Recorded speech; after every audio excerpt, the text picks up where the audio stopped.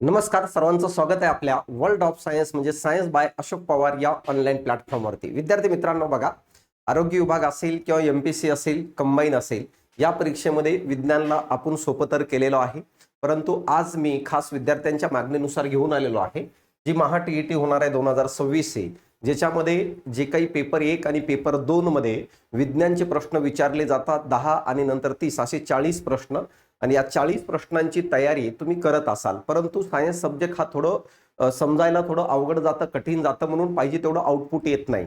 यासाठी खास तुम्हाला या परीक्षेत हेल्प व्हावी म्हणून 2025चा जो पेपर झालेला आहे त्याच्यामध्ये विज्ञानचे जेवढे काही प्रश्न विचारलेले होते त्या प्रश्नांचं डिटेल एक्सप्लेनेशन घेऊन आलेलो आहे. आता एक्सप्लेनेशन म्हणजे प्रश्न आणि आन्सर नाहीये, तर ज्या ज्या टॉपिकवर प्रश्न विचारलेले आहेत तो टॉपिक आपण या ठिकाणी कव्हर करत जाणार आहे आणि ह्याचा फायदा 100% तुम्ही जेव्हा पेपर देताल त्याच्यामध्ये होणार आहे. जर चॅनलवर नवीन असाल तर चॅनलला सबस्क्राईब करून ठेवा. येणाऱ्या काळात जे काही टीएटीचा कंटेंट येईल तुमच्यासाठी, म्हणजेच काय शिक्षक होण्यासाठी तुम्हाला जी मदत लागणार आहे ती मी या ठिकाणी पूर्णपणे करायला तयार आहे मित्रांनो. तर यासाठी फक्त हे लेक्चर पूर्ण बघा, 100% आउटपुट होणार आहे. डिटेल अनालिसिस घेणार आहे, असा अनालिसिस घेणार आहे की याच्या पहिले तुम्ही जो आहे वाचला असेल तर तुम्हाला कळून जाईल की विज्ञान हा विषय नेमकं असतो कसं, तो समजायचं कसं आणि कोणत्या पद्धतीने त्याला अनालाइज करायचं. तर वेळ न घालता आपण पहिल्यांदा जे काही 30 प्रश्न होते पेपर 2 चे ते बघून घेऊया. नंतर 10 प्रश्न पण आपण कव्हर करणार आहे. तर बघा चला, तर या ठिकाणी पहिला प्रश्न जो 2025च्या टीईटीला विचारण्यात आलेलं होतं, प्रश्न काय होतं, केल्विन श्रेणीमध्ये या ठिकाणी 50 डिग्री काय आहे, या ठिकाणी फॅरनहाइट दिलेलं आहे, तापमान किती असेल, म्हणजे आपल्याला डिग्री फॅरनहाइट मध्ये दिलेलं टेम्परेचर आहे आणि तो कन्वर्ट करायला सांगितलं केल्विन. आता हा टॉपिक जर बघितलं तर उष्णता हीट नावाचा टॉपिक आहे आणि या हीट नावाच्या टॉपिक मधून हा प्रश्न आलेला आहे. आता यासाठी हीट नावाच्या टॉपिक मध्ये तुला काय काय माहित असायला पाहिजे, तर हीट एक प्रकारची एनर्जी आहे, हे पॉइंट लक्षात राहू द्या. एक प्रकारची ऊर्जा आहे, हा पहिलं पॉइंट आहे. यानंतर येणाऱ्या काळात तुला उष्णतेचं एसआय युनिट विचारू शकतात आणि एसआय युनिट उष्णतेचं जूल असणार आहे, हे लक्षात घ्या. यानंतर जर विचारलं एमकेएस पद्धतीतील युनिट काय आहे या कशाचं, तर या ठिकाणी उष्णतेचं यानी हीटचं, तर तो लक्षात राहू द्या, किलो कॅलरी हे एसआय युनिट आहे. यानंतर चौथं जर तुम्हाला विचारलं की सीजीएस युनिट काय आहे, तर तुला लक्षात ठेवायचं आहे सीजीएस युनिट जो आहे तो कॅलरी आहे. तर हे पॉइंट महत्वाचा आहे. तर अशा प्रकारे हीट ही एक प्रकारची ऊर्जा आहे आणि हीट ऊर्जेचं जर युनिट विचारलं तर एसआय चं युनिट आहे जूल, यानंतर एमकेएस आहे किलो कॅलरी, सीजीएस आहे कॅलरी.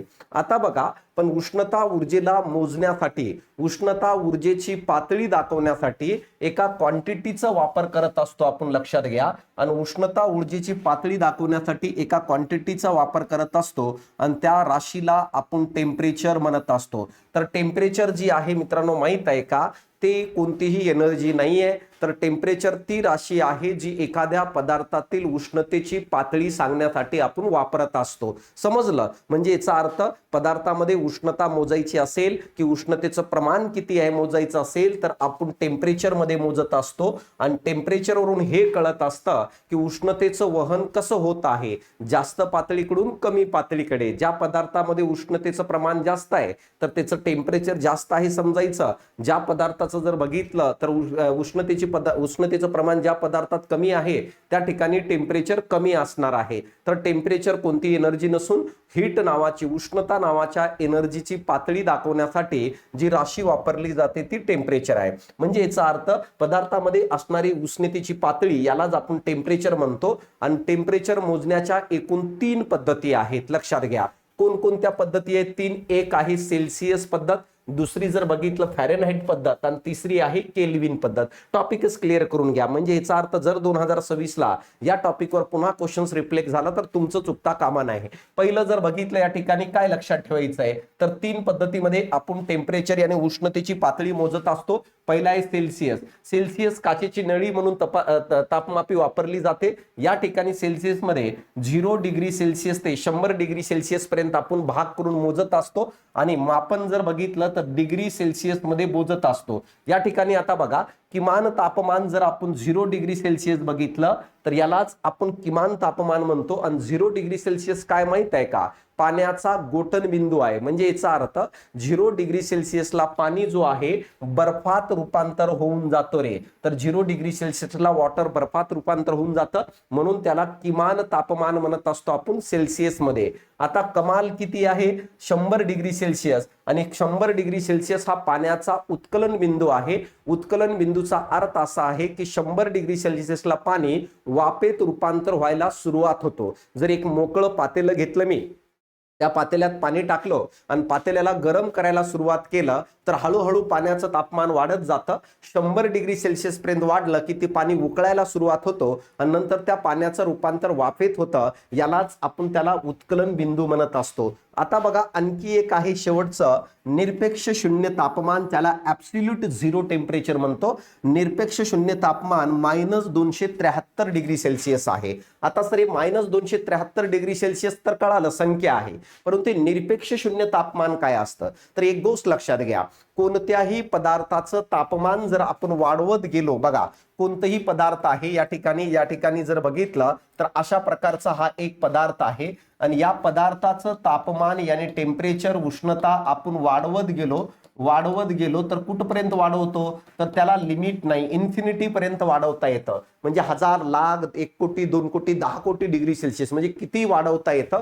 वाढवायला त्याला कोणतेही लिमिट नाही. परंतु जर एखाद्या पदार्थाचं तापमान आपण कमी करत गेलो तर किती करत जाऊ शकतो? तर एखाद्या पदार्थाचं तापमान कमी करत गेलं तर -273 डिग्री सेल्सिअस पर्यंत कमी करू शकतो. त्याच्यापेक्षा कमी तापमान जगातील कोणत्याही पदार्थाचं आपल्याला करता येत नाही. ही गोष्ट लक्षात घ्या. म्हणजे कमीत कमी तापमान -273 पर्यंत आणू शकतो आणि ह्याच्यापेक्षा कमी तापमान कोणाचंच करता येत नाही. आणि यालाच आपण निरपेक्ष शून्य तापमान म्हणत असतो. निरपेक्ष शून्य तापमान म्हणून आपण याला ओळखत असतो. म्हणजे तुम्हाला विचारू शकतं निरपेक्ष शून्य तापमानाची किंमत किती आहे? तर -273 डिग्री सेल्सिअस. ह्याच्यापेक्षा कमी तापमान सध्याच्या घडीला तरी पृथ्वीवर कोणत्याही पदार्थाचं ह्याच्यापेक्षा कमी करता येत नाही. कमीत कमी करत जर गेलो तर इथपर्यंत जाणता येतं, ह्याच्यापेक्षा खाली आणता येत नाही. परंतु वाढवत गेलो तर त्याला लिमिट नाहीये, इन्फिनिटी पर्यंत कितीही वाढवू शकतो. आणि जर तुम्हाला विचारलं निरपेक्ष शून्य तापमान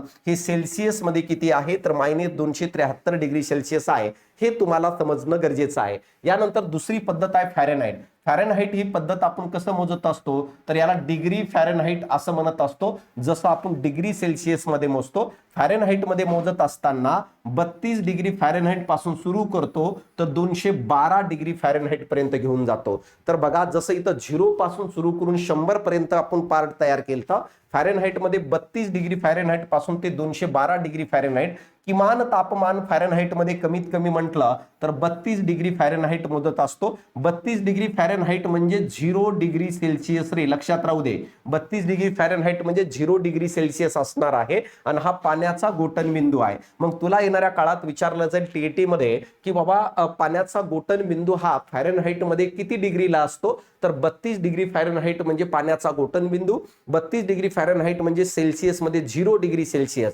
यानंतर जर पाण्याचा उत्कलन बिंदू विचारलं तर 212 डिग्री फॅरेनहाइट आहे आणि 212 डिग्री फॅरेनहाइट म्हणजे 100 डिग्री सेल्सिअस. तर दोघांची क्वांटिटी सेम असणार आहे. तर अशा प्रकारे जसं विचारलं गेलं की पाण्याचा उत्कलन बिंदू किती, सेल्सिअस मध्ये 100 डिग्री येईल आणि फॅरेनहाइट मध्ये 212 डिग्री फॅरेनहाइट येणार आहे. आणि जर निरपेक्ष शून्य तापमान विचारलं तर -460 डिग्री फॅरेनहाइट. -460 डिग्री फॅरेनहाइट म्हणजेच काय रे मित्रांनो? -273 डिग्री सेल्सिअस. ह्या दोघांच्या किमती सेम आहेत असं लक्षात घ्या.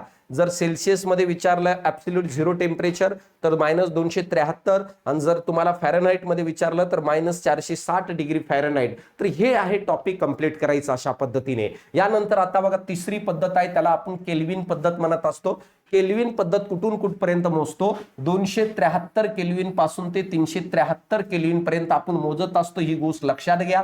म्हणजे याचा अर्थ 273 केल्विन म्हणजे 0 डिग्री, क्लोरेल का 0 डिग्री सेल्सिअस म्हणजेच काय रे? तर 32 डिग्री फॅरेनहाइट म्हणजेच केल्विन मध्ये 273 केल्विन. पाण्याचा गोटन बिंदू जो आहे सेल्सिअसमध्ये 0 डिग्री सेल्सिअस, यानंतर फॅरेनहाइटमध्ये 32 डिग्री फॅरेनहाइट आणि तिसरं केल्विनमध्ये 273 केल्विन. आणि जर विचारलं पाण्याचा उत्कलन बिंदू काय आहे तर केल्विनमध्ये 373 केल्विन असणार आहे, सेल्सिअसमध्ये 0 डिग्री सेल्सिअस असणार आहे आणि फॅरेनहाइटमध्ये सॉरी 0 म्हणतो काय 100 बघा, केल्विन मध्ये म्हणलं तर 373 केल्विन हा पाण्याचा काय आहे कमाल बिंदू आहे, यानी पाण्याचा उत्कलन बिंदू आहे. आणि या ठिकाणी सेल्सिअस मध्ये म्हटलं तर 100 डिग्री सेल्सिअस आहे आणि फॅरेनहाइट मध्ये म्हटलं तर 212 डिग्री फॅरेनहाइट आहे. आणि ऍब्सोल्यूट झिरो टेम्परेचर निरपेक्ष शून्य तापमान केल्विन मध्ये म्हणल्यावर 0 केल्विन आहे, सेल्सिअस मध्ये म्हणल्यावर -273 डिग्री सेल्सिअस आणि फॅरेनहाइट मध्ये म्हणल्यावर -460 डिग्री फॅरेनहाइट. तर हे जे काय आहे येणाऱ्या काळात तुम्हाला विचारलं जाईल की बाबा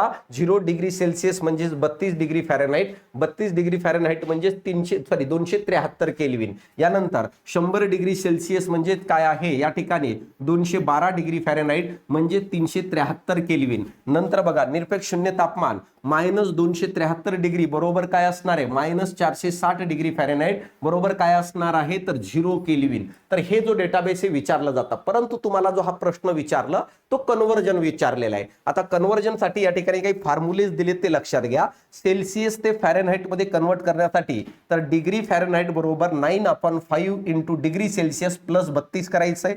यानंतर दुसरं फॅरेनहाइट ते सेल्सिअस करायचं असेल तर डिग्री सेल्सिअस बरोबर 5/9 गुणिले फॅरेनहाइट क्लोरेला का -32 करायचं.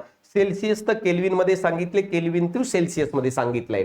आता बघा या ठिकाणी तर हे तर तुम्हाला पाठच करावं लागेल. या ठिकाणी प्रश्न विचारले आपल्याला डिग्री फॅरेनहाइट मध्ये दिलंय आणि फॅरेनहाइट मधून आपल्याला कन्वर्ट करायचंय कशामध्ये तर हे कन्वर्ट करायचंय आपल्याला केल्विन मध्ये.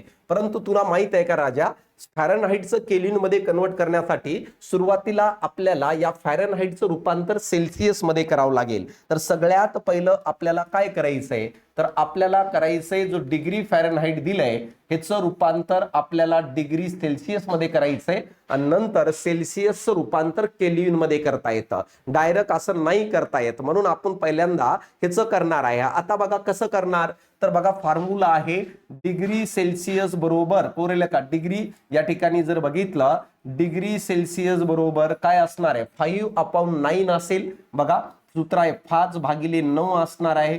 गुणाकारामध्ये लक्षात घ्या काय आहे ब्रॅकेटमध्ये डिग्री फॅरेनहाइट -32 या सूत्राचा वापर करून आपण सेल्सिअस मध्ये रूपांतर करतो. तर आता इथं किमती टाका तर काय येईल रे 5/9 येणार आहे गुणिले किती डिग्री दिले आपल्याला प्रश्नामध्ये 50 डिग्री फॅरेनहाइट दिले -32 करा तर किती येईल रे तर या ठिकाणी 5/9 गुणिले किती येणार आहे 50 मधून 32 गेले 18 राहिले तर इथं 9 1 9 2 18 आणि 5 2 किती 10 म्हणजे याचा अर्थ 10 डिग्री सेल्सिअस एवढं आलं. तर 50 डिग्री फॅरेनहाइट म्हणजे किती तर 50 डिग्री फॅरेनहाइट म्हणजे 10 डिग्री सेल्सिअस. आता सेल्सिअसचं रूपांतर आपल्याला केल्विन मध्ये करायचं. तर दुसरी पायरी काय आहे दुसरी पायरी काय आहे तर या ठिकाणी सेकंड पायरी आहे. आता जो डिग्री सेल्सिअस आहे त्याचं रूपांतर आपल्याला केल्विन मध्ये करायचं. तर कसं करणार बघा केल्विन बरोबर डिग्री सेल्सिअस प्लस काय असणार आहे तर 273 हा फॉर्म्युला आहे. आणि आता तू सांग राजा या ठिकाणी किती आलंय आपलं डिग्री सेल्सिअस 10 आलेला आहे आणि प्लस 273 तर टोटल जर बघितलं केल्विन मध्ये किती येईल तर 283 केल्विन हा आपलं उत्तर येणार आहे. तर अशा प्रकारे तुम्हाला कन्व्हर्जनचं विचारलं जातं. आता तू सांग या ठिकाणी प्रश्नाचं उत्तर काय आहे तर 283 येणार आहे. सर एवढं करावं लागतं का स्टेट बोर्ड मधून विचारलेलं आहे. येणाऱ्या काळात तुम्ही भारताचं भविष्य सुधारणार आहे आणि जर तुम्हाला सायन्स सारखं सब्जेक्ट येत नसेल तर प्रॉब्लेमॅटिक होऊ शकते. यासाठी छोट्या छोट्या कन्सेप्ट आहेत साध्या भाषेमध्ये तुम्हाला समजून घ्यायचंय जेणेकरून की भारताच्या भविष्याला उद्या तुम्ही हातभार लावताल. लहान लहान मुलं असतात त्यांना छोट्या छोट्या गोष्टी सांगण्यासाठी तुम्हाला छोट्या छोट्या गोष्टी माहित असणं गरजेचं आहे. असं नाहीये की तुम्हाला इस्रो मध्ये काहीतरी भयानक करायचंय किंवा मोठं काही करायचंय तर एवढं नाही. एकदम बेसिक कन्सेप्ट तुम्हाला समजून घ्यायचंय. जसं उष्णता काय आहे हे सांगत असताना कशा पद्धतीने सांगणार त्याचे युनिट्स वगैरे कसं मोजत असतो टेम्परेचर आणि उष्णतेत काय फरक आहे दोन्ही सेम आहे का नाही तर हे ज्या गोष्टी आहेत हे आपल्याला सांगणं गरजेचं आहे. तर या ठिकाणी तुम्हाला समजून गेलं असेल आणि कन्व्हर्जनचे फॉर्म्युले लक्षात घ्या, मी सांगितलेले 3 वेगवेगळ्या प्रकारचे बघा. केल्विन सेल्सिअस जर करायचं असेल, केल्विन बरोबर डिग्री सेल्सिअस प्लस 273 हा फॉर्म्युला आपण वापरत असतो. पुढचा प्रश्न विचारलाय जो टीईटी 2025 ला आलेला आहे. लक्षात घ्या काय आहे, खालीलपैकी कोणता जीव हा परपोषित यानी हेटेरोट्रॉपिक आहे? असा कोण आहे ज्याला स्वतःचं अन्न स्वतः तयार करता येत नाही असं विचारलेलं आहे. पहिला ऑप्शन आहे स्पायरोगायरा, दुसरा आहे वॉल्वॅक्स, तिसरा आहे अगॅरिकस आणि चौथा आहे नॉस्टॉक. तुम्हाला जेवढे काही टीईटी ला प्रश्न विचारले जातात ते सर्वचे सर्व प्रश्न हे स्टेट बोर्ड मधूनच असतात. स्टेट बोर्डचं बाहेर एकही प्रश्न नाही विचारलेला. मी जेव्हा चेक केलो तर मला असं आढळलं एकही प्रश्न स्टेट बोर्डच्या बाहेर नाहीये. पण एवढं स्टेट बोर्ड कसं वाचणार, तर यासाठी मी तुम्हाला या ठिकाणी जेवढं शिकवणार आहे तेवढं भर द्या. 26 ला तुम्हाला याचा फायदा होणार आहे. खालीलपैकी कोणता जीव हा परपोषित हेटेरोट्रॉपिक आहे असं विचारलेलं आहे. तर इथं लक्षात घ्या आता काय असणार आहे. स्पायरोगायरा जो आहे हा एक प्रकारचं शैवाल आहे रे. शैवाल जो तुम्ही बघितला असेल पावसाळ्यामध्ये किंवा उन्हाळ्यामध्ये कधी पण धरणाच्या वरती आपल्याला हिरवगार काय आहे आढळताना दिसता. बंधाऱ्याच्या वरती पाणी चालू असताना एकदम हिरवगार असतं, एकदम चिकट असतं, त्याच्यावरून चाललो की आपण घसरण्याची शक्यता आहे, त्याला आपण शैवाल म्हणतो जो पाण्यामध्ये आढळतं. हा तर आता स्पायरोगायरा हा एक शैवाल आहे आणि हा हिरवा शैवाल आहे रे. हा कोणता शैवाल आहे? हिरवा शैवाल आहे. आणि हा आपल्याला गोड पाण्यात आढळताना दिसतं. जो आपण विहिरीमध्ये किंवा बंधाऱ्यामध्ये तलावामध्ये जो शैवाल आढळतो ना तो स्पायरोगायरा नावाचा शैवाल आहे.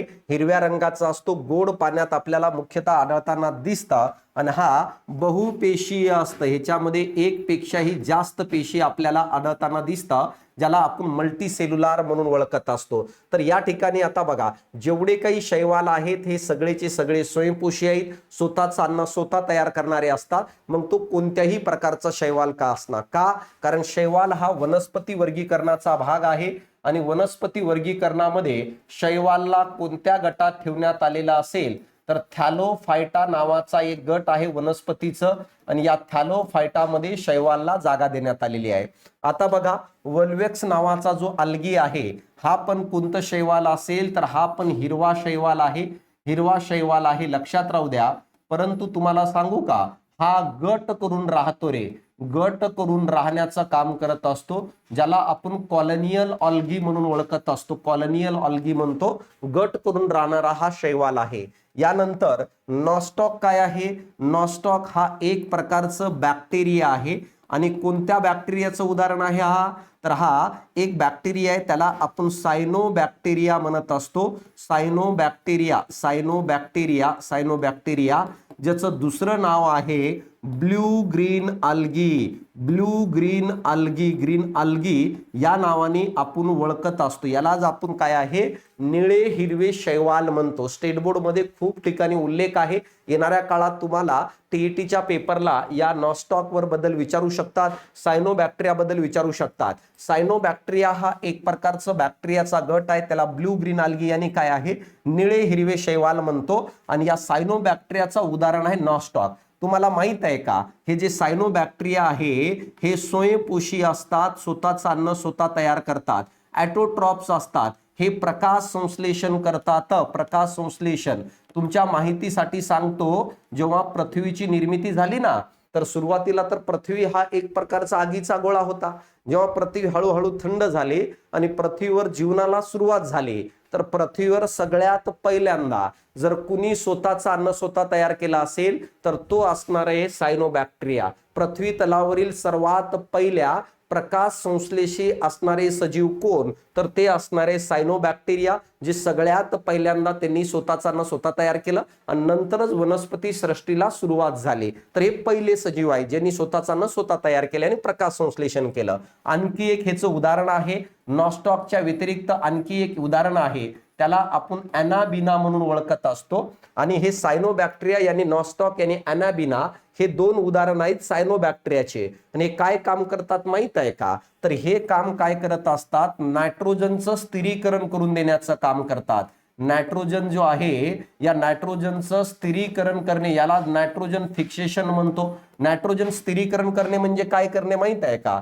नायट्रोजन वातावरणात वायू रूपात असतो, वनस्पती त्याला डायरेक्ट घेऊ शकत नाही, म्हणून त्या नायट्रोजनला कोणत्या तरी पदार्थामध्ये मिक्स करायचं. जसं राजा मला सांग की दारू पिणारा व्यक्ती डायरेक्ट दारू पित नाही, तो पाण्यामध्ये मिक्स करून पितो.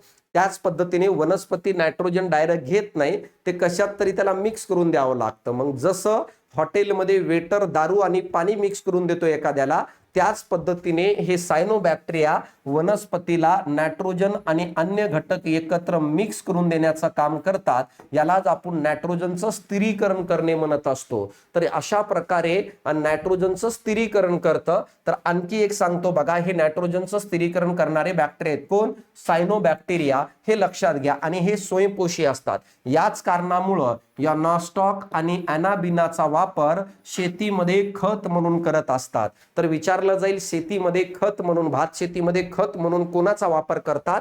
तर या प्रश्नाचं उत्तर एकतर नॉस्टॉक असेल, ॲनाबिना असेल, किंवा ऑप्शन मध्ये सायनोबॅक्टेरिया असेल, किंवा ऑप्शन मध्ये ब्ल्यू ग्रीन आल्गी असणार आहे. आणि ते ॲटोट्रॉप्स असतात. मग सर, मग या प्रश्नाचं उत्तर कोण आहे? तर तो म्हणतोय की कोण हा आहे की जो हेटेरोट्रॉपिक आहे. कोण असा आहे ज्याला अन्न तयार करता येत नाही? तर या प्रश्नाचं उत्तर आहे ॲगॅरिकस. का? कारण ॲगॅरिकस हा एक प्रकारचा कवक आहे. कवक ज्याला इंग्लिश मधून आपण फंगी म्हणून ओळखत असतो. आता कवक दिसायला तर आपल्याला काय माहित आहे का? वनस्पती सारखंच दिसतं, परंतु त्याला स्वतःच अन्न स्वतः तयार करता येत नाही. आता यालाच आपण आणखी एक म्हणतो, ॲगॅरिकसलाच आपण मशरूम म्हणून ओळखत असतो. याचं दुसरं नाव आहे, याला मशरूम म्हणतो. यालाच आपण छत्रकौके म्हणून ओळखत असतो. छत्रकौके अम्ब्रेला टाईप असतं. ह्याचं स्ट्रक्चर अशा प्रकारे असतं रे, अशा प्रकारचं स्ट्रक्चर असतं. तुम्ही अशा प्रकारचे कवक बघितले असतील. कुठं बघितले हे कवक? पावसाळ्यामध्ये जेव्हा उखंड्यावर भूछत्र उगवतात की नाही, तर उखंड्यावर असणारे भूछत्र जे असतात यांनाच आपण ॲगॅरिकस म्हणत असतो. यांनाच आपण छत्रकौके म्हणतो. यांनाच आपण मशरूम म्हणून पण ओळखत असतो. यांनाच आपण ब्रॅकेट फंगी म्हणतो. यांनाच आपण पब बॉल्स म्हणतो. हे वेगवेगळे, तेवढं डिटेल बघायची गरज नाहीये. एवढं लक्षात घ्या, हा कवक आहे. मग सर याला अन्न तयार करता येत नाही का? नाही. तर हा मृतोपजीवी असतो. मृतोपजीवीचा अर्थ कळतोय का? मृतोपजीवीचा अर्थ आहे, इंग्लिश मधून त्याला सॅप्रोफाइट म्हणतात. मृतोपजीवीचा अर्थ आहे कुजलेले पदार्थ खाऊन जगणारा. कुजलेले सडलेले पदार्थ जे आहेत ना, ते खाऊन जगणार आहे. मकून बघा, उखंड्यावर पदार्थ कुजलेले असतात म्हणून उखंड्यावर ह्याची वाढ होताना दिसता. एखादं लाकूड कुजलेलं आहे, लाकडावर ह्याची वाढ होताना दिसता. स्वच्छ जागेवर या ठिकाणी कवक वाढत नाही. म्हणून इथं विचारलंय हेटेरोट्रॉपिक कोण आहे, ज्याला अन्न तयार करता येत नाही? तर या प्रश्नाचं उत्तर आहे ॲगॅरिकस. तर याला म्हणतात एक्सप्लेनेशन. या पद्धतीने तुम्हाला एक्सप्लेनेशन बघायचं असतं. आणि जर या पद्धतीने एक्सप्लेनेशन बघितलं, PYQ जेवढे TAT ला विचारलेत, तरी तुम्हाला येणाऱ्या काळात होणाऱ्या TAT मध्ये मार्क येऊन जातील. फक्त बारकाईने लक्ष द्या काय असणार. सगळं स्टेट बोर्ड मधून आहे, बाहेर काही नाहीये. 11वी 12वीच्या लेवलने काही नाहीये, आणि मी शिकवणार पण नाही 11वी 12वीच्या लेवलने. पॉईंट 11वी 12वीचे सांगणार पण नाही. जेवढं ज्या लेवलचं प्रश्न त्या लेवलचं काय या ठिकाणी मी तुम्हाला सगळं सांगणार आहे. तर कळालं हेटेरोट्रॉपिक कोण असणार आहे? ॲगॅरिकस. पायरोगायरा बद्दल समजलं, वॉल्वॅक्स बद्दल समजलं, नॉस्टॉक बद्दल कळालं, आणि ॲगॅरिकस बद्दल पण तुम्हाला समजून आलंय. आता बघा पुढचा प्रश्न काय आहे. पुढचा प्रश्न काय या ठिकाणी लक्ष द्या. काय आहे? मिथिल ऑरेंज हे दर्शक आम्ल द्रावणात डॅश रंग दाखवतं, तर आम्लारी द्रावणात डॅश रंग दाखवतो. हा जो प्रश्न आहे हे आम्ल, आम्लारी आणि क्षार, ऍसिड, बेस आणि साल्ट या टॉपिक वरचा आहे. आता बघा, एखादा पदार्थ ऍसिड आहे की बेस आहे हे कसं कळतं? तर आपण शाळेत शिकलोय बघा. तर जर चवीला आंबट असेल तर तो पदार्थ असतो ऍसिड. जर चवीला तुरट असेल तो पदार्थ असतो बेस, यानी आम्लारी असतं. आणि जर पदार्थ खारट असेल तर तो पदार्थ साल्ट असतो, असं आपण शिकलेलो आहे. परंतु राजा मला सांग, प्रत्येक पदार्थ चव बघणे हे एवढं सोपं नाही ना. जसं वायरमध्ये करंट आहे की नाही आहे हे बघण्यासाठी आपण हात लावलो आणि आपल्याला करंट लागलं की कळून जातं की वायरमध्ये करंट आहे. परंतु प्रत्येक वेळेस हात लावून बघशील का? हात लावलं आणि करंट लागलं तर तिथंच चिपकशील की नाही? कळल, पण तू सांगायला राहशील का? नाही, तिथंच मरशील की नाही? त्याच पद्धतीने काही काही ऍसिड आणि आम्ल एवढे स्ट्रॉंग असतात, काही काही आम्ल एवढे स्ट्रॉंग असतात हातावर जर घेतलं तर हाताला होल पडू शकतं. मग अशा आम्लाला चव घेऊन बघू शकतो का आपण? नाही बघू शकत. सेम जसं वायरमध्ये करंट आहे की नाहीये हात लावून नाही बघू शकत. तर यासाठी आपण काय करत असतो, एक टेस्टरचा वापर करतो आणि टेस्टर लावून बघत असतो की त्या ठिकाणी आपल्याला काय आहे, करंट आहे की नाहीये हे बघत असतो. त्याच पद्धतीने एखादं द्रावण दिले मला आणि सांगितलं गेले की हे आम्ल आहे की आम्लारी आहे. आता ऍसिड आहे की बेस आहे हे द्रावण दिले या ठिकाणी. आता हा जो द्रावण आहे या द्रावणाला मी कसं ओळखणार? तर सेम जसं मी टेस्टरचा वापर करून वायरमध्ये करंट आहे की नाही हे चेक करत असतो, त्याच पद्धतीने या द्रावणात मी काही पदार्थाला बुडवतो. मग पदार्थ काय करतात, ऍसिड असेल तर वेगळं रंग दाखवतात आणि बेस असेल तर वेगळं, यानी आम्ल असेल तर वेगळं रंग दाखवतात आणि आम्लारी असेल तर वेगळं रंग दाखवतात. तर कोणते पदार्थ? तर वेगवेगळे पदार्थ असतात. जसं मिथिल ऑरेंज नावाचा पदार्थ असतो, जसं फिनॉल फॅथॅलिन नावाचा पदार्थ असतो, जसं लिटमसचा पेपर असतो, जसं हळद असतं, जसं गुलाबाच्या पाकळ्या असतात. मग ज्या पदार्थाचा वापर करून एखादं द्रावण आम्ल आहे की आम्लारी आहे हे आपण ओळखू शकतो राजा, अशा पदार्थाला आपण दर्शक म्हणत असतो. अशा पदार्थाला आपण इंडिकेटर म्हणून ओळखत असतो. तर हे जे दर्शक यालाच आपण इंडिकेटर म्हणत असतो. आणि हे इंडिकेटर काय करतात, आम्लामध्ये वेगळं रंग दाखवतात, आम्लारीमध्ये वेगळं रंग दाखवतात. आणि हे तुम्हाला प्रश्न विचारला जाणार का? कारण की 6वी ते 10वी मध्ये बेसिक टर्मिनॉलॉजी मध्ये या टर्मिनॉलॉजीज असणार आहे. तर इंडिकेटर, मग कोणकोणते इंडिकेटर आहे? काही नॅचरल इंडिकेटर आहेत. बघा कोणकोणते इंडिकेटर आहेत? काही नॅचरल इंडिकेटर आहेत. नॅचरल इंडिकेटर मध्ये कोण कोण विचारलं जाईल? नैसर्गिक दर्शक. बघा मराठीतून सांगतो तर काय आहे, काही काही नैसर्गिक दर्शक आहेत. नैसर्गिक दर्शक, दर्शक म्हणजे तो पदार्थ ज्याच्या साहाय्याने कळतं. नैसर्गिक दर्शकामध्ये हळद येतं, यानंतर गुलाबाच्या पाकळ्या येतात, गुलाबाच्या पाकळ्या, आणि यानंतर येतं लिटमस पेपर. लिटमस पेपर जो आहे हे पण नैसर्गिक काय आहे, इंडिकेटर मध्ये येताना दिसतात. दुसरं गट आहे कृत्रिम. कृत्रिम म्हणजे काय? प्रयोगशाळेत तयार केलेले रसायन. आता सांगितलेलं मिथिल ऑरेंज आहे, मिथिल ऑरेंज आहे एक, आणि यानंतर फिनॉल फॅथॅलिन. फिनॉल काय आहे? फिनॉल फॅथॅलिन हे दोन आहेत. तर हे लक्षात राहू द्या. तर येणाऱ्या काळात तुम्हाला विचारलं जाईल की नैसर्गिक दर्शक कोणते आणि कृत्रिम प्रयोगशाळेत तयार केलेले कोणते, तर आपल्याला सांगता यायला पाहिजे. आता सर हे रंग कसं बदलतात तर ते मी तुम्हाला सांगतो या ठिकाणी. बघा रंग कसं बदलतात. समजा लिटमस पेपरला जर घेतलं आपण, लिटमस पेपरला आपण घेतला आणि लिटमस पेपरला जर आपण आम्लामध्ये ऍसिड मध्ये जर बुडवलं तर लिटमस पेपर आपल्याला लाल रंगाचा झालेला दिसतो. आणि तोच लिटमस पेपर जेव्हा आपण आम्लारी द्रावणात जर भिजवलं तर आपल्याला तो निळ्या रंगाचा झालेला दिसतं. तर हे लिटमस पेपर कसं कलर चेंज करतो त्यानुसार आपल्याला कळतं की तो द्रावण आम्ल आहे की आम्लारी, हे लक्षात घ्या. आणि शिकवत असताना मुलांना आपण प्रत्यक्षित करून दाखवावं लागतं. यासाठी तुम्हाला या बेसिक कन्सेप्ट माहित असणं गरजेचं आहे की बाबा लिटमस पेपरचा कलर कसं बदलणार, काय बदलणार. दुसरं आहे बघा फिनॉल फॅथॅलिन. हे एक प्रकारचं रसायन आहे. फिनॉल फॅथॅलिनला जर आपण ऍसिड मध्ये टाकलं तर तो कोणतेही कलर चेंज होत नाही, रंगहीन होऊन जातं. तो पांढऱ्या रंगाचं होतं, रंगहीन होऊन जातं, पांढऱ्या रंगाचं असतं. आणि त्याच फिनॉल फॅथॅलिनला जेव्हा आपण आम्लारीमध्ये बेसमध्ये टाकता तेव्हा मात्र तो गुलाबी रंगाचा होतो. तर हे कोणतं वापरतोय, हे इंडिकेटर आहे, कोणतं इंडिकेटर वापरतो त्याच्यावर डिपेंड करतं. आणि जो तुम्हाला प्रश्न विचारलाय तो मिथिल ऑरेंजचं विचारलेला आहे. आणि मिथिल ऑरेंजला जेव्हा आपण आम्लामध्ये टाकतो तर तो काय होईल रे राजा? तो काय होईल राजा? तो गुलाबी होणार आहे. आणि तोच मिथिल ऑरेंज जेव्हा आपण मित्रा या ठिकाणी आम्लारीमध्ये यानी बेस मध्ये टाकतं तेव्हा तो पिवळ्या रंगाचा होतो. कळालं इथपर्यंत? ऍसिड मध्ये गुलाबी आणि काय बेस मध्ये पिवळ्या रंगाचं आपल्याला होताना दिसणार आहे. आणि हे पॉइंट आपल्याला समजणं गरजेचं आहे. यानंतर बघा हळदला जर आपण ऍसिड मध्ये टाकलं तर ती पिवळ्याच रंगाची राहते. पण जर समजा बेस मध्ये आम्लारी मध्ये जर टाकलं तर हळद लाल रंगाची होऊन जाते. आता याचं एक उदाहरण सांगतो. समजा माझ्याकडे एक ड्रेस आहे आणि ड्रेसला मी घालून हळदीच्या कार्यक्रमात गेलो आणि ड्रेसवर हळद लागली.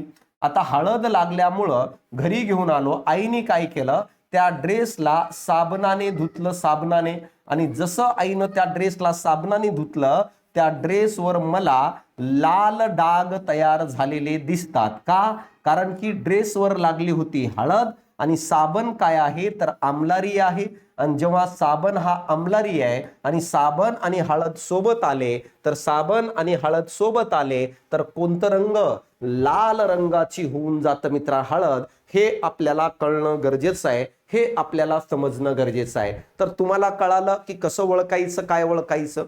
आता बघा, सोरेन्सन नावाच्या शास्त्रज्ञाने पीएच स्केल सांगितलेली आहे, तो एक पॉइंट लक्षात घ्या. हा, सोरेन्सन नावाच्या शास्त्रज्ञाने एक पीएच स्केल सांगितलेली आहे, आणि पीएच स्केल काय आहे ते लक्षात घ्या. आता पीएच स्केल काय आहे समजण्याचा प्रयत्न करा. जसं मला सांगा, तापमान मोजत असताना सेल्सिअस मध्ये 0 डिग्री सेल्सिअस पासून ते 100 डिग्री सेल्सिअस असं आपण काउंट केलं होतं. त्याच पद्धतीने एखादं द्रावण आम्ल आहे की आम्लारी आहे हे तर आम्हाला समजून गेलं की अशा प्रकारचा हा द्रावण आहे, हा ऍसिड असणार की बेस असणार, यानी आम्ल आहे की आम्लारी आहे हे तर मला समजून गेलं. परंतु ऍसिडचं प्रमाण किती आहे, बेसचं प्रमाण किती आहे, तर हे प्रमाण डिटेक्ट करण्यासाठी, हे प्रमाण सांगण्यासाठी पीएच स्केलचं वापर केलं जातं. जसं शरीराचं तापमान, ताप आल्यानंतर किती ताप आहे, जास्त ताप आहे की कमी ताप आहे, हे सांगण्यासाठी आपण थर्मोमीटरचा वापर करतो की नाही. आणि थर्मोमीटर सांगून देतो की हा ताप जास्त आहे, थर्मोमीटर सांगतो की ताप कमी आहे. त्याच पद्धतीने जो काही द्रावण घेतलं होतं तो ऍसिड असेल तर ऍसिड किती प्रमाणात आहे, स्ट्रॉंग ऍसिड आहे की वीक ऍसिड आहे. जर बेस असेल तर किती प्रमाणात आहे, स्ट्रॉंग बेस आहे की वीक बेस आहे, हे सांगण्यासाठीच पीएच स्केलची निर्मिती करण्यात आली. पीएच स्केलचं जो प्रमाण आहे 0 पासून ते 14 पर्यंत आहे. म्हणजे पीएच, जसं मी म्हंटलो की पीएचचं प्रमाण किती, 0 पासून ते 14 पर्यंत आहे. मग बघा, अशा पद्धतीने हे पीएच स्केल आहे. 0 पासून चालू होते आणि कुठपर्यंत जाते, तर ती जाते कुठपर्यंत, तर ती जाते 14 पर्यंत. लक्षात राहू द्या. तर सगळ्यात कमी पीएच ची किंमत 0 असते, यानंतर 1 असते, यानंतर 2 असणार आहे, 3 असणार आहे, 4 असणार आहे, 5 असणार आहे, 6 असतं, या ठिकाणी 7 आहे, इथं 8 असेल, हे 9 असणार आहे, हे 10 असणार आहे, हे 11 असेल, हे 12 असेल, हे 13 असेल आणि हे 14 असणार आहे. तर अशा प्रकारे पीएच ची किंमत जी आहे 0 पासून ते 14 पर्यंत.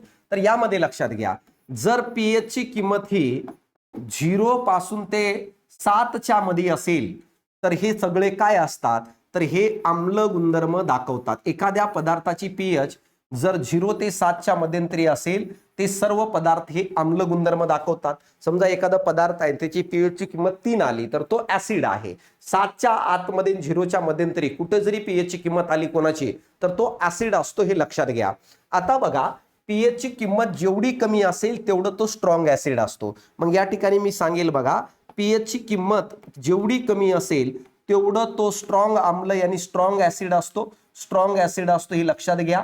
आणि पीएच ची किंमत जशी वाढत जाईल, पीएच ची किंमत जशी वाढत जाईल तसं तो वीक काय आहे, वीक ऍसिड म्हणून ओळखलं जातं.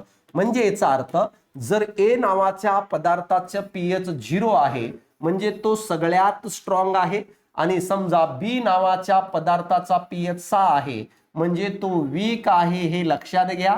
आणि ए जो आहे हा स्ट्रॉंग ऍसिड आहे, हे समजणं गरजेचं आहे. आता बघा, ज्या पदार्थाचा पीएच 7 असतं तो उदासीन म्हणून ओळखलं जातं. तो न ऍसिड असतो मित्रा, न बेस असतो, हे पॉइंट लक्षात घ्या. ऍसिड पण नसतो आणि बेस पण नसतो, तो उदासीन असतं.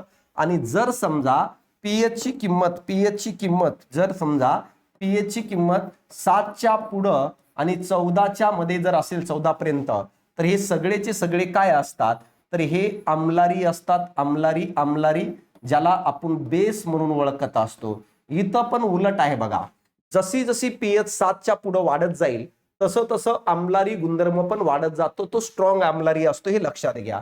म्हणजे या ठिकाणी 7 च्या पुढे पीएच जेवढं वाढेल तेवढं काय आहे, तो स्ट्रॉंग बेस असणार आहे, स्ट्रॉंग आम्लारी आहे, समजलं. आणि जर पीएच ची किंमत कमी होत गेली 7 च्या नंतर, का जसं, तर या ठिकाणी तो काय आहे, वीक बेस म्हणून ओळखलं जातं. म्हणजे जर या ठिकाणी मी तुम्हाला सांगितलो की तुला कळेल राजा, हा जो 14 वाला आहे, तर हा 14 वाला जो आहे, समजा हा बी नावाचा एक बेस आहे, तर हा सगळ्यात स्ट्रॉंग असणार आहे, स्ट्रॉंग बेस असणार आहे. आणि हे 7च्या नंतर वाचणारा 8 पर्यंत जो आहे, हा काय आहे, वीक बेस म्हणून ओळखला जाईल. तर याला आपण म्हणतो पीएच स्केल. येणाऱ्या काळात तुम्हाला हे पीएच स्केलवर प्रश्न येऊ शकतं आणि हे तुम्हाला चांगल्या पद्धतीने माहीत असणं गरजेचं आहे. म्हणून हे सिस्टमॅटिक पद्धतीने एवढं डिटेल घेतलेलं आहे आणि असेच प्रश्न विचारले जाणार आहेत आणि हेच तुम्हाला लक्षात ठेवायचे. चांगले मार्क येऊ शकतात. पेपर 1 ला 10 पैकी 10 आणि पेपर 2 ला 30 पैकी 30 प्रश्न पण येऊ शकतात जर मन लावून व्यवस्थित केलं. का? कारण अवघड काही नाहीये. स्टेट बोर्ड मधून विचारले जातात. फक्त कन्सेप्ट किती क्लॅरिटी आहे हे तुम्हाला या ठिकाणी माहीत असणं गरजेचं आहे. तर हे तुम्हाला समजून गेलं असेल. आणि या ठिकाणी मला सांगा, मिथिल ऑरेंजचं विचारलं होतं, ऍसिड मध्ये तो गुलाबी होतो आणि बेस मध्ये तो काय रे, या ठिकाणी पिवळ्या रंगाचा होताना दिसता. मग मिथिल ऑरेंज हे ऍसिड मध्ये काय होणार आहे, तर गुलाबी होणार आहे, गुलाबी होणार आहे. आणि आम्लारी द्रावणात काय आहे, तर तो पिवळा होणार आहे. तर या ठिकाणी बघा, तर या ठिकाणी काय येईल रे, तर गुलाबी आणि पिवळा म्हणजे उत्तर कोणतं येणार आहे, तर या ठिकाणी आपण म्हणू शकतो की याचं उत्तर दुसरं येणार आहे. बघा, गुलाबी हे ऍसिड मध्ये येईल आणि या ठिकाणी पिवळा हे बेस मध्ये, तर उत्तर कोणतं, दुसरं. तर या पॅटर्नचे प्रश्न विचारले जातात. तर आपल्याला थोडंफार डेटाबेस तर माहीत असायला पाहिजे जर तुम्ही त्या गोष्टीची तयारी करत असाल तर. तर हा संपूर्ण डेटाबेस असणार आहे. आणि याच पद्धतीने पुढचा प्रश्न, खालील भौतिक राशीपैकी कोणती राशी वेक्टर क्वांटिटी आहे. आता बघा, वेक्टर क्वांटिटी यालाच आपण काय म्हणत असतो, सदिश राशी म्हणून ओळखत असतो. तर या प्रश्नाचं उत्तर त्वरणला आपण ऍक्सेलरेशन म्हणत असतो, विस्थापनला आपण डिस्प्लेसमेंट म्हणतो, याला कायनेटिक एनर्जी गतिज ऊर्जा म्हणतात आणि याला वेलॉसिटी म्हणतो, यानी वेग म्हणत असतो. इथं विचारले आपल्याला वेक्टर क्वांटिटी कोणाला म्हणतात. तर लक्षात राहू द्या, आता क्वांटिटी 2 प्रकारच्या असतात. क्वांटिटी 2 प्रकारच्या असतात. मराठीतून जर सांगायचं म्हटलं, राशी 2 प्रकारच्या असतात. पहिली जी आहे त्याला आपण काय म्हणत असतो, त्याला आदिश राशी म्हणतो आपण, आदिश राशी, ज्याला इंग्लिश मधून म्हणतात स्केलर क्वांटिटी. स्केलर क्वांटिटी येणाऱ्या काळात विचारलं जाईल, हा, स्केलर क्वांटिटी. आणि दुसरा आहे त्याला आपण म्हणत असतो सदिश राशी, सदिश राशी, सदिश राशी, ज्याला आपण म्हणत असतो वेक्टर क्वांटिटी. वेक्टर क्वांटिटी म्हणून काय आहे, ओळखत असतो. फरक बघा दोघांमध्ये काय असणार आहे, दोघांमध्ये फरक काय लक्षात घ्या. आता समजा एखादी राशी आहे, त्याला सांगण्यासाठी जर फक्त किमतीची गरज लागत असेल, फक्त किंमत, जर एखादी राशी आहे आणि त्याला सांगण्यासाठी जर फक्त किमतीची गरज लागत असेल, तर अशा राशीला आपण म्हणत असतो स्केलर क्वांटिटी. म्हणजे याचा अर्थ फक्त कोरलं का, फक्त किंमतच्या सायाने, किंमतच्या सायाने काय आहे, सांगितली जाते. म्हणजे याचा अर्थ अशी राशी जे फक्त किमतीच्या सायाने सांगितली जातात. जसं उदाहरणामध्ये वेळ, तू वेळ सांगत आहे, टाइम सांगत आहे, तर मला सांग भाऊ, टाइम सांगत असताना फक्त किंमत सांगायची, 4 वाजले, 3 वाजले, 2 वाजले, 5 वाजले. तर ही काय आहे, स्केलर क्वांटिटी आहे. यालाच आपण काय म्हणत असतो, आदिश राशी. दुसरं वस्तुमान आहे, ज्याला आपण मास म्हणत असतो.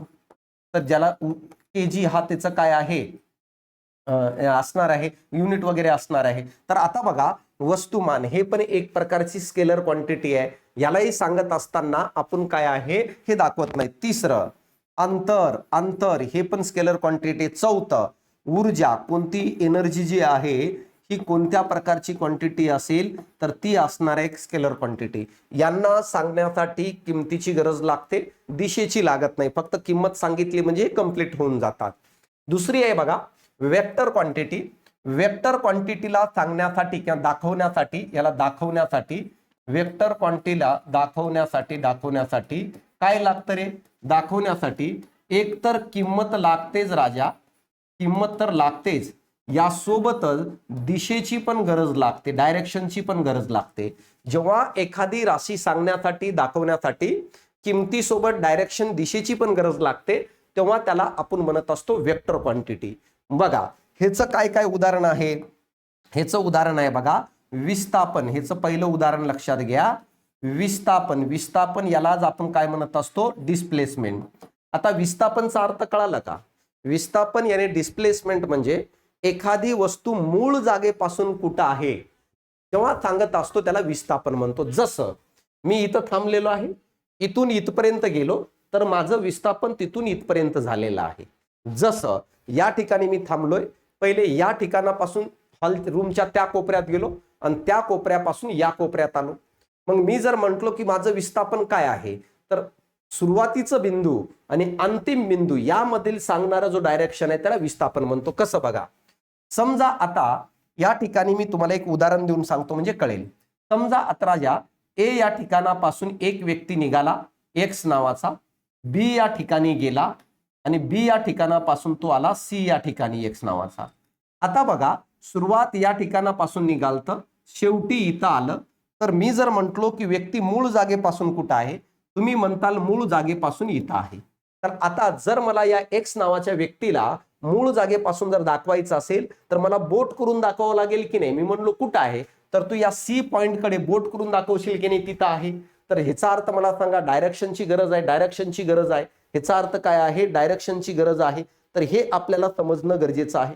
तर अशा प्रकारे जेव्हा डायरेक्शन यानी काय आहे, दिशेची गरज असते तेव्हा त्याला वेक्टर क्वांटिटी म्हणतो. वेक्टर क्वांटिटीचं आणखी उदाहरण काय सांगता येईल, विस्थापन झालं, यानंतर वेग यालाच आपण व्हेलॉसिटी म्हणत असतो, व्हेलॉसिटी म्हणतो, हे लक्षात घ्या.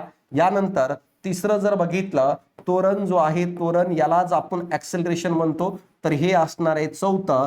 संवेग जो आहे, संवेग हे पण असणार आहे. आणि पाचवं वजन जर बघितलं तर वजन पण आपल्याला काय आहे या ठिकाणी वेक्टर क्वांटिटीमध्ये येताना दिसतं. तर अशा प्रकारे तुम्हाला विचारलं जातं स्केलर क्वांटिटी काय आहे, वेक्टर क्वांटिटी काय आहे, तर आपल्याला पटापट सांगता यायला पाहिजे काय आहे. तर फरक कळून गेलं, येणाऱ्या काळात जर विचारलं तर आपल्याला सांगता यायला पाहिजे. आता बघा विस्थापन म्हणजे काय रे, विस्थापन म्हणजे काय आहे, सुरुवातीचं बिंदू आणि अंतिम बिंदू मधील सरळ अंतराला विस्थापन म्हणत असतो. गतिमान वस्तूच्या सुरुवातीचं बिंदू आणि अंतिम बिंदू मधील सरळ अंतराला विस्थापन म्हणतात. बाकी वेग काय आहे ते या ठिकाणी मी तुम्हाला सांगतो. मग बघा आता खालीलपैकी वेक्टर क्वांटिटी कोणती नाही, तर वेक्टर क्वांटिटी, त्वरण वेक्टर क्वांटिटी आहे, विस्थापन वेक्टर क्वांटिटी आहे, वेग वेक्टर क्वांटिटी आहे, एनर्जी वेक्टर क्वांटिटी नाही आहे. कायनेटिक एनर्जी स्केलर क्वांटिटी आहे. कोणती एनर्जी जर बघितलं तर ती स्केलर क्वांटिटी आहे, ही गोष्ट तुम्हाला समजणं गरजेचं आहे. तर स्केलर क्वांटिटी आहे. आता बघा या ठिकाणी विस्थापन म्हणजे काय सांगितलं, विस्थापन म्हणजे एखाद्या गतिमान वस्तू आहे त्याचं आरंभ बिंदू या ठिकाणी आहे, अंतिम बिंदू या ठिकाणी आहे. तर आरंभ बिंदू आणि अंतिम बिंदू मधील सरळ अंतराला आपण विस्थापन म्हणतो. याला डायरेक्शनची गरज लागते. आता वेग म्हणजे काय बघा, वेग म्हणजे ठराविक वेळेत एखाद्या वस्तूने किती विस्थापन केलं त्याला वेग म्हणतो. तर वेग बरोबर काय असणार आहे, विस्थापन भागिले काय असेल, तर विस्थापन भागिले वेळ असतं. ही गोष्ट लक्षात घ्या की बाबा ठराविक वेळेमध्ये एखादी वस्तूने किती जागा बदलली, विस्थापन म्हणजे जागा बदलणे, डिस्प्लेसमेंट म्हणतो इंग्लिश मधून त्याला. तर वेग असणार आहे. वेगाचं एकक बघा, विस्थापनाचा एकक काय, मीटर मध्ये किंवा सेंटीमीटर मध्ये मोजतो. MKS पद्धतीत मीटर, CGS पद्धतीमध्ये सेंटीमीटर. विस्थापनाचं काय बघा मीटर आणि खाली वेळेचं सेकंद. तर वेगाचं युनिट काय, मीटर पर सेकंद किंवा सेंटीमीटर पर सेकंद. आता बघा त्वरण म्हणजे काय बघा, त्वरणला काय म्हणतो, त्वरण म्हणजे वेगातील बदल रे. त्वरण म्हणजे वेगातील बदल, वेगातील बदल, या वेगातील बदलाला त्वरण म्हणतो. गतिमान वस्तूच्या वेगात बदल होतो की नाही, होतो ना. टू व्हीलरवर जात आहेस तर काही ठिकाणी वेग वाढू राहिलं, काही ठिकाणी वेग कमी होऊ राहिलं, त्यालाच आपण वेगातील बदल म्हणत असतो. आणि हे दाखवण्यासाठी A= अंतिम वेग मायनस सुरुवातीचा वेग भागिले लागणारा वेळ असं आपण त्याला काउंट करत असतो. सूत्र काय आहे त्वरणाचं, ऍक्सेलरेशनचं, अंतिम वेग मायनस सुरुवातीचा वेग, V म्हणजे अंतिम वेग, U म्हणजे सुरुवातीचा वेग भागिले लागणारा वेळ. कोणतं वेळ, वेगात बदल होण्यासाठी लागणारा वेळ. या सूत्रानुसार आन्सर एकक काय आहे त्वरणाचं, तर एकक जर बघितलं तर मीटर पर सेकंदचा वर्ग आहे. तर हे युनिटवर पण प्रश्न विचारले जातात. विस्थापनाचा मीटर किंवा सेंटीमीटर, इथं मीटर पर सेकंदचा वर्ग किंवा सेंटीमीटर पर सेकंदचा वर्ग असं आपण सांगत असतो. वेगाचं मीटर पर सेकंद किंवा सेंटीमीटर पर सेकंद. आता सेंटीमीटर म्हणजे CGS पद्धत आहे हा, आणि मीटर म्हणजे MKS पद्धतीतला, हा लक्षात घ्या, नावातच आहे. कळलं का? बघा, MKS म्हणजे काय रे? अंतर मीटर मध्ये, वस्तुमान किलोग्रॅम मध्ये, वेळ सेकंद मध्ये. CGS मध्ये अंतर सेंटीमीटर मध्ये, वस्तुमान ग्रॅम मध्ये, आणि S वेळ काय सेकंद मध्ये. असं आपण हे सांगत असतो. आणि ही बघा, गतिज ऊर्जा ही कायनेटिक एनर्जी आहे. आणि गतिज ऊर्जा कोणामुळे प्राप्त होते रे? तर गतीमुळे प्राप्त होते. गतीमुळे प्राप्त होते. जगातील कोणतीही वस्तू जर गतिमान असेल तर त्याच्यात गतिज ऊर्जा तयार होते. जसं वाहतं पाणी असेल, बंदुकीतून सुटलेली गोळी असेल, किंवा फेकलेला चेंडू असेल, त्याच्यात कायनेटिक एनर्जी असते. आणि कायनेटिक एनर्जीचं काय फॉर्म्युला आहे? तर kinetic energy is equal to 1/2 mv². या सूत्रानुसार आपण कायनेटिक एनर्जी काय दाखवत असतो. तर अशा प्रकारे मला सांगा, हा प्रश्न तुम्हाला क्लॅरिटीने समजला असेल की नेमकं काय आणि कशा प्रकारे असणार आहे. समजतंय का? तर या पद्धतीचं विश्लेषण तुम्हाला बघावं लागणार आहे. बघा, जर तुम्ही टीईटीची तयारी करणार असाल आणि येणाऱ्या काळात तुम्हाला पेपर 1 आणि पेपर 2 मध्ये विज्ञानचे आउट ऑफ मार्क्स घ्यायचे असेल तर ही स्टेट बोर्डची बॅच आहे आपल्या ऍप्लिकेशनवर. बॅचची फीस 299 रुपये आहे. आणि 299 रुपयामध्ये 6वी ते 10वी जी आहे सगळं डिटेल शिकवलेलं आहे मी. तर सगळं डिटेल टीचिंग केलेलं आहे. टीचिंग तुम्हाला तर आता कळून गेलं असेल की मी कसं शिकवतो. यासोबतच या सगळ्या 6वी त्या 10वीच्या नोट्स पण उपलब्ध आहे. मग तुम्हाला जर 6वी ते 10वीची जर ही बॅच करून घेतली तर तुम्हाला कोणतीच अडचण येणार नाही. टीईटीच्या पेपरमध्ये विज्ञानच्या प्रश्नासाठी आरामशीर तुम्ही पास होऊन जाताल. यासाठी तुम्हाला काय करायचंय? ऍप्लिकेशन डाउनलोड करायचंय. तो म्हणजे कोणतं? Science by Ashok Pawar. आणि science by Ashok Pawar play स्टोरवरून ऍप्लिकेशन डाउनलोड करा. आणि काही अडचण असेल 87 66 99 24 59 या नंबरला व्हॉट्सअपला मेसेज करा. पण एवढं कन्फर्म आहे की विज्ञानचं तुम्हाला टेन्शनच राहणार नाही. मग तो पेपर 1चा असेल किंवा पेपर 2चा असेल, 6वी ते 10वी सगळं डिटेल घेतलेलं आहे. नोट्स पण तुम्हाला या ठिकाणी उपलब्ध करून दिलेले आहे ॲपमध्ये. आणि ही बॅच तुम्हाला आपल्या ॲपला उपलब्ध होताना दिसतं. आणि या ठिकाणी एवढं तर कन्फर्म सांगतो, पेपर 1 आणि पेपर 2 मधले सगळे प्रश्न तुम्हाला या बॅचमधून कव्हर होताना दिसणार आहे. आणि बॅचची फीस 299 रुपये आहे. तर तुम्ही घेऊ शकता, प्रोडेबल आहे, एवढं काही अडचण नाही. आणि काही अडचण असेल तर खाली दिलेल्या नंबरला कॉन्टॅक्ट करा. आणि सर, यासोबतच जर त्यांना टीईटी मध्ये कोणतं विज्ञानचं पुस्तक वाचायचं असेल तर यासाठी आपलं विज्ञानचं पुस्तक पण आहे. तर या ठिकाणी हे पुस्तक आहे MPSC विज्ञान नावाचा. तर या पुस्तकामधून पण सगळं कंटेंट कव्हर होताना दिसणार आहे. तर तुम्ही वाचू शकता. ह्याचा पण फायदा तुम्हाला त्या ठिकाणी होताना दिसणार आहे. परंतु एवढं कन्फर्म आहे की मार्क चांगले येऊन जातील. बघा, पुढचा प्रश्न काय आहे? काय आहे? फुलामध्ये अँड्रोसियम आणि गायनोसियम दोन्ही असतील त्याला डॅश डॅश म्हणतात. आता बघा, अँड्रोसियम गायनोसियम काय आहे तर हे पण आपल्याला माहित असायला पाहिजे. अँड्रोसियम आणि गायनोसियम हा फुलामधील लैंगिक प्रजननात भाग घेणारे मेल आणि फिमेलचे पार्ट आहेत. तर तुला फुलांची संरचना माहित असणं गरजेचं आहे. राजा, माहित आहे का? जर आपण बघितलं तर फुलांची संरचना माहित असणं गरजेचं आहे. का? कारण की त्याच्यावर प्रश्न 100% आपल्याला विचारताना दिसतात काय आणि कशा प्रकारे असणार आहे. आता बघा, मी या ठिकाणी तुम्हाला सांगून देतो पहिल्यांदा, म्हणजे काही अडचण राहणार नाही. आता जेव्हा आपण फुलचा विचार करतो तर फुलामध्ये काय काय असतं रे? सर्वात पहिलं भाग असतो फुलाचं, त्याला आपण दलपुंज म्हणत असतो. कोरलं का रे? त्याला आपण जर काय म्हणत असेल तर त्याला काय आहे? दलपुंज म्हणून ओळखत असतो. दलपुंज नाही, सदलपुंज म्हणत असतो. कॅलिक्स म्हणतात इंग्लिश मधून. आता मराठी सगळे पहिला आहे सदलपुंज किंवा त्याला कॅलिक्स म्हणतो. तर हे काय असतं माहित आहे का? हे हिरव्या रंगाचं आवरण असतं. हिरव्या रंगाचा आवरण असतो फुलांवरचा आवरण. आणि कळीचं संरक्षण करते. कळीचं संरक्षण करतो. तुम्ही बघितलं असेल ना कधी? काय बघितलं असेल? तर कधी काय बघितलं असेल की कळीच्या अवस्थेत फुल आहे तर त्या फुलाच्या वरतून हिरव्या रंगाचं आवरण असतो ना, त्यालाच आपण काय म्हणत असतो माहित आहे का? कॅलिक्स म्हणतो. विचारलं जाईल. यानंतर दुसरा असणार आहे, त्याला आपण दलपुंज म्हणत असतो. दलपुंजला कोरोला म्हणून ओळखलं जातं. कोरोना नाही, कोरोला. हे म्हणजे काय रे? पाकळ्यांचा गुच्छ. हा पाकळ्यांचा गुच्छ असतो. पाकळ्यांचा गुच्छ असणार आहे. वेगवेगळ्या रंगाचा असते. फुलांच्या ज्या पाकळ्या आहेत त्या सर्व पाकळ्याला एकत्रित आपण काय म्हणत असेल तर त्याला दलपुंज म्हणत असतो. त्याला कॅरोला म्हणतो. जेव्हा आपण एखाद्या फुलाला हातात घेतो, हिरव्या रंगाचा आवरण काढून टाकतो आणि सगळं पाकळ्या जर काढून टाकलं तर आतमध्ये उरलेला फुलाचा जो भाग आहे त्यालाच आपण काय म्हणतो? प्रजननाचा भाग. जर मी एखाद्या फुलामधून हा हिरव्या रंगाचं आवरण काढून टाकलो आणि हा पाकळ्या पूर्ण तोडून टाकलो तर त्या फुलामध्ये काय उरतं? तर बघा, त्या फुलामध्ये हे सगळं उरतं. काय उरतं? अशा प्रकारे आतमध्ये अशा प्रकारचे एक पाईप दिसतं आणि तो पाईपच्या खालच्या बाजूला अशा प्रकारे गोलाकार अंडाशय दिसतं. वरच्या बाजूला अशा पद्धतीने एक काय आहे, वाटीसारखा भाग दिसतो आणि हा जो भाग आहे फुलामधील, हा काय, फिमेलचा पार्ट असतो. आता यामध्ये काय काय असतं लक्षात घ्या. हा जो वाटीसारखा दिसणारा भाग आहे याला स्टिग्मा म्हणतात, स्टिग्मा म्हणून ओळखत असतो. याला मराठीतून कुक्षी म्हणतात रे, कुक्षी म्हणतात. हे लक्षात घ्या. याला काय म्हणत असतो आपण? स्टिग्मा. त्याला आपण काय म्हणत असतो? कुक्षी म्हणून ओळखत असतो. मला मराठी शब्द शोधून शोधून लिहावं लागले, कारण की मराठी शब्द मला काही आठवना गेले. काय म्हणतो? हा, कुक्षी म्हणतात. बरोबर आहे.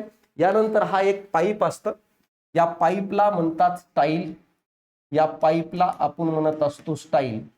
आणि हे जो काही दिसतंय याला म्हणतात अंडाशय. याला म्हणतात अंडाशय, ज्याला आपण ओहरी म्हणून ओळखत असतो, ओहरी म्हणतो. आणि या अंडाशयच्या आतमध्ये अशा प्रकारे काय आहे, छोटे छोटे युग्मक असतात आणि या युग्मकलाच आपण काय म्हणतो? ओव्हल म्हणून ओळखत असतो. काय म्हणतो आपण त्याला? ओव्हल म्हणत असतो. पण तुला माहित आहे का, हे सगळं काय आहे?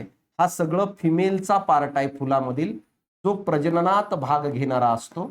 आणि या फिमेलच्या पार्टलाच आपण जर काय म्हणत असेल तर याला आपण म्हणत असतो जयांग.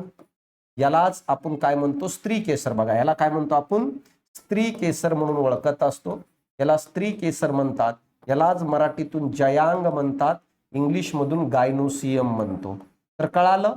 तर काय आहे, जो काही फुलामधील स्त्रीचा भाग आहे त्याला स्त्री केसर किंवा त्याला जयांग म्हणतो, ज्याला गायनोसियम म्हणतो, ज्यामध्ये हे सगळं येतात. या व्यतिरिक्त काय आढळतं याच्यामध्ये? या व्यतिरिक्त फुलांमध्ये तुम्हाला अशा प्रकारे मेलचा पार्ट पण आढळताना दिसेल. तर हा काय आहे?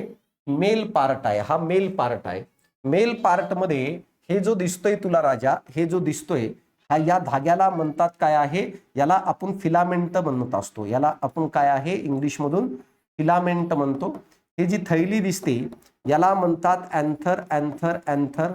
आणि थैलीच्या आतमध्ये असतात pollen grain, pollen grain, pollen grain. परागीकण म्हणतो आपण त्याला, परागकण म्हणतो. यालाच कोणता शब्द वापरतो? परागकण हा शब्द वापरतो. हे आतमध्ये असतात. आणि हे सगळेचे सगळे कशाचे भाग असतात? हे मेल, यानी काय, फुलामधील मेल पार्ट असतो. यांना एकतर पुंकेशर म्हणतात, यांना पुंकेशर म्हणतात, ज्याला आपण स्टेमन म्हणतो, किंवा यालाच आपण काय आहे, पुमंग हा शब्द वापरतो, ज्याला आपण अँड्रोसियम म्हणतो, ज्याला आपण अँड्रोसियम म्हणतो. तर आता बघा, तर अशा प्रकारे हे मेलचा पार्ट आहे. प्रजनन कसं घडतं सर याच्यामध्ये? प्रजनन कसं घडतं माहित आहे का? या ठिकाणी असणारे हे जे काही परागकण आहेत हे इथून इथं जाऊन पडतात, इथून इथं जाऊन पडतात. कशावर पडतात? तुक्षीवर, स्टिग्मावर, जो फिमेलचा पार्ट आहे. आणि हा इथून इथपर्यंत जाणे यालाच आपण परागीभवन म्हणतो.